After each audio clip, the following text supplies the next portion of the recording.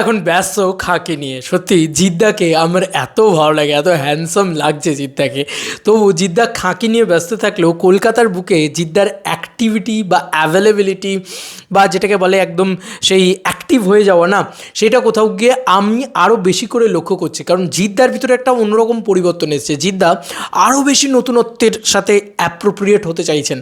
দেখো জিদ্দা, এটা তো মানতেই হবে যে জিদ্দাই ওয়ান অ্যান্ড অনলি যে এত বছর ধরে ইন্ডাস্ট্রিতে রয়েছেন এবং এই স্টারডমটাকে ধরে রেখেছেন এবং he is a biggest superstar in Tollywood. এটা তো নিয়ে কোনো সন্দেহ হয়নি।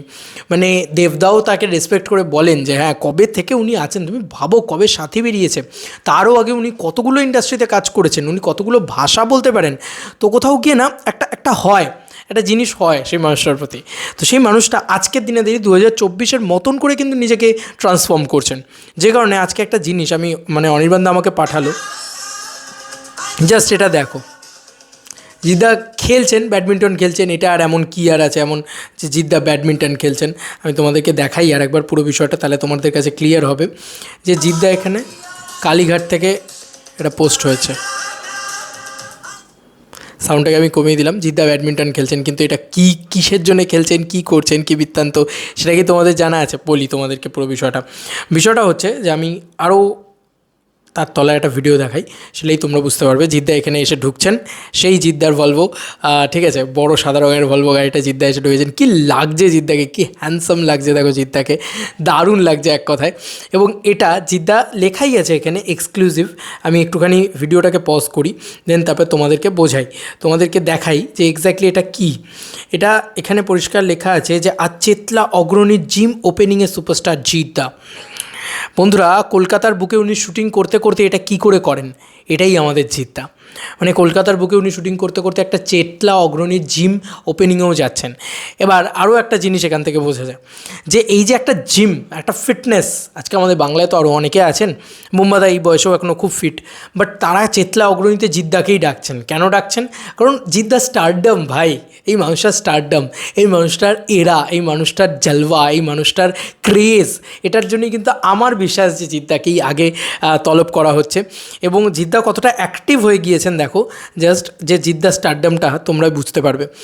আমি সত্যি বলছি জিদ্দাকে খুব ভালোবাসি গো, এবং জিদ্দাও আমাকে খুব ভালোবাসেন, একদম মানে বলে নিজের ছোটো ভাইয়ের মতন ভালোবাসেন। আমি দেখেছি এটা, জিদ্দার চোখে মুখে দেখলে তো বোঝা যায়। তোমরা দেখো জাস্ট, জিদ্দা এত ব্যস্ততার ভিতরেও এখানে গিয়েছেন। এবং জিদ্দা স্টারডমটা ভাবো যে একটা জিম ওপেনিং হোক বা যাই হোক, সেখানে জিদ্দাকে কিন্তু রাখা হচ্ছে। চেতলা অগ্রণী কিন্তু কলকাতার অন্যতম একটা বড় জায়গা, মানে অন্যতম বড় জায়গা, সেখানে কিন্তু অলরেডি জিম ওপেনিং হচ্ছে এবং এটা কালীঘাট থেকে পোস্ট করা হয়েছে। অনির্বাণ দা আমাকে পাঠালো, আমি দেখলাম, আমার খুব ভালো লাগলো, ভীষণ ভালো লাগলো।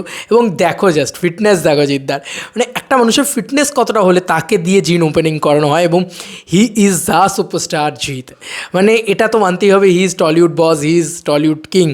এটা তো গুগল সার্চ করলে গুগলও দেখিয়ে দেয়, তাই না?